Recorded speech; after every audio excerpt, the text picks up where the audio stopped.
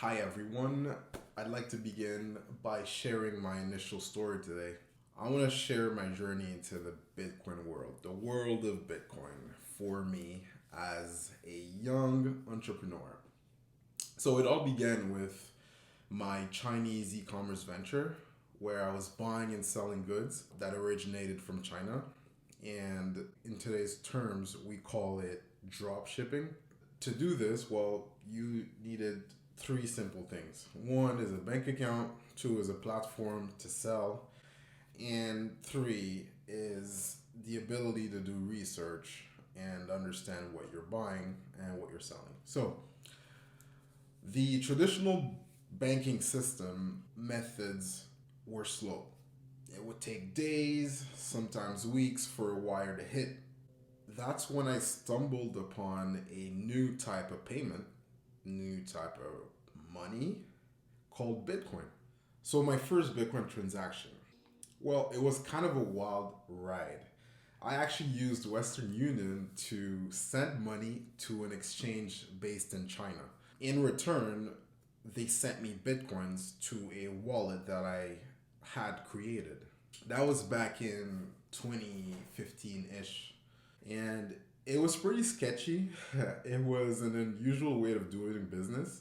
Buying from someone halfway across the world whom I've never met and just waiting for those coins to appear in my wallet, yeah, that was nerve wracking. You can imagine how skeptical people were about Bitcoin around that time because honestly, I was too. Now, let's dive into my first experience in Bitcoin trading. It's been nothing short of a roller coaster, to be honest. It all started around May 2016 when Bitcoin had just fallen from its highs, close to 50% down from its all time highs. And that huge drop really caught my attention. I spent a lot of time reading, I spent a lot of time looking into it, and I finally thought, hey, why not give it a shot? After all, it was trading at half of its value from the peak, and it seemed like a perfect time to double my investment, right? So I thought, hey, why not? And guess what? That decision turned out to be a game changer for me. I ended up making more than 20x my initial investment. It was then that I realized that this was the future. In my journey with cryptocurrency, I transitioned from trading to working with crypto startups. I was driven by the desire to learn and build user centric businesses in the Bitcoin technology space, right? So I understood that this thing was not just an asset, it was actually building a whole new ecosystem. So I wanted to work with startups and I wanted to work with hungry people that would go and create businesses around this new technology. Hence why I decided to work with crypto startups and I named myself a consultant for them. This shift presented a unique set of challenges. The crypto industry is characterized by its incredibly fast paced and fiercely competitive environment. So you can imagine it was the Wild West. It still is, but back then it was the Wild West. So working with these startups, we faced significant challenges. There was a high number of turnover, a noticeable gap in specialized learning about the technology. Like, no one really knew what this technology was. Everybody just got thrown into it, just trying to figure out how to capitalize on it.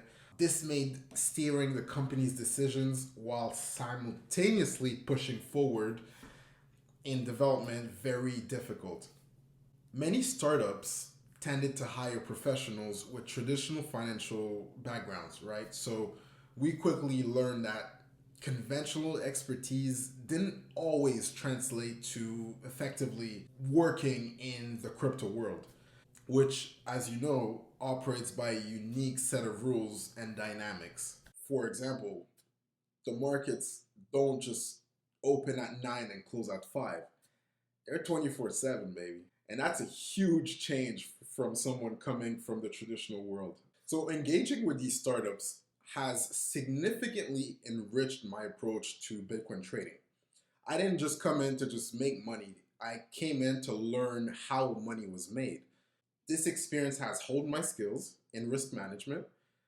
It provided me with a deeper understanding of the market dynamics and the entities I am trading against. So, engaging and working with these startups, I have developed a more nuanced ability to interpret the market movements, leveraging my insights from on chain metrics, industry news, regulatory development, all of that just helped me understand what was happening behind those candlesticks going up and down. These elements are crucial in decoding price action on charts.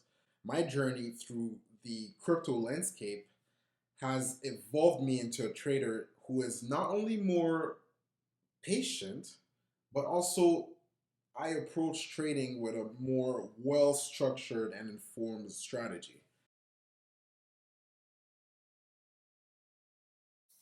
So now we're in 2020.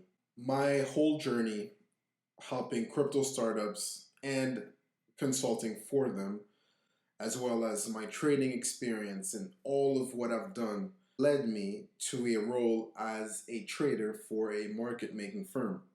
Let me explain what a market maker is.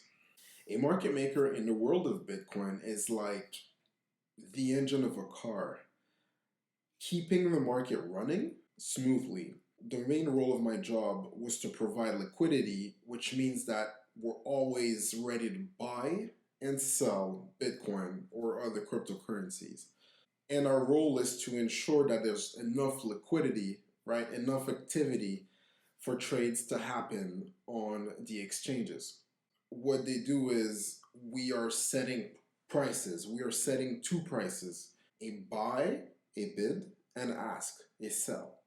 With the difference between these two being the profit margin, which we call the spread. This rule is crucial because it helps stabilize the market by absorbing the price fluctuations, making it easier and more predictable for traders to enter and exit the market. In order to facilitate the fluid movements of funds across exchanges, I was tasked to employ a strategy called cross exchange market making. My intervention in this process was pivotal in maintaining the necessary liquidity for seamless trading operations throughout.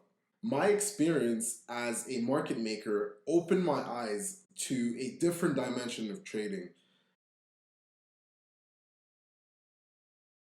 All right, so when Binance brought me on board, I was a newbie. Not in terms of my knowledge on crypto, but I was a newbie in compliance, the traditional type of compliance. Trade surveillance was something that was new to me, but I understood it.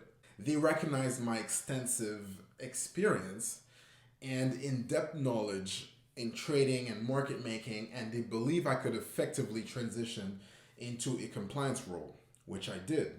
This opportunity was a turning point, allowing me to acquire substantial knowledge in compliance investigations, in fraud detection, in trade surveillance, and identifying market manipulation, amongst other areas. And market manipulation, boy, did I investigate the hell out of that. It was an eye opener. I did not know what I was gonna find once I had access to the back end of the platform. I could really understand how traders who understood or had strategies would make their money. This diverse and comprehensive learning experience has been instrumental in shaping me into a vastly experienced trader that I am today. Oh, by the way, for a whole year, I was not allowed to trade at all. Now, understandably, I had access to very crucial amounts of information about the market and its participants, hence why I was not allowed to trade, and I did not trade for the vast majority of 2023.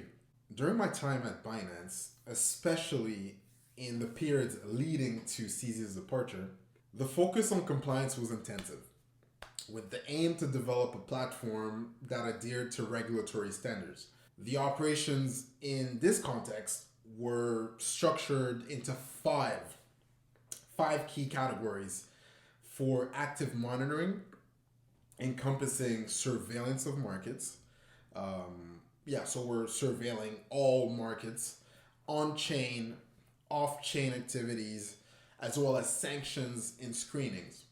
In my role monitoring trading activity, my primary focus was on users who exerted a significant influence on the order books. We're talking about market makers, we're talking about big funds, we're talking about the big guns, right? These people thereby impacted the broader market and other participants, obviously. This involved a thorough examination of various factors, including the volume and frequency of trades, as well as their API calls, all of that, right? So, going deeper, I would scrutinize aspects such as the account's KYC details, the date it was open, any external connections linked to these accounts. The objective of this comprehensive analysis was to discern whether the user's actions were driven by intentions to manipulate the market, engage in insider trading, or exploit market inefficiencies for profit. In reflecting upon my journey in trading, several key milestones stand out, each contributing significantly to my development in success and failures. Firstly, a pivotal achievement was assisting my firm in raising a substantial amount of capital. This not only bolstered our financial strength, it also enhanced our trustworthiness and recognition within the trading community. So I helped participate in that, which helped me understand that, wow, that was a big milestone for me because I was part of that success. Secondly, I leverage my trading strategies to attain a greater personal freedom, particularly the liberty to travel and cultivate an independent lifestyle. Well, this marks the end of the video. Guys, thank you all for joining me and listening to my Bitcoin trading journey.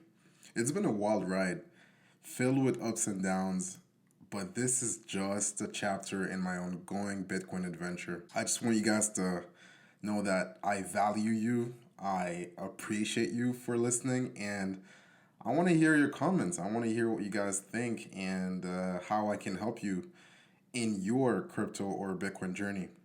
Stay tuned for more stories, insights, and experience, and until next time.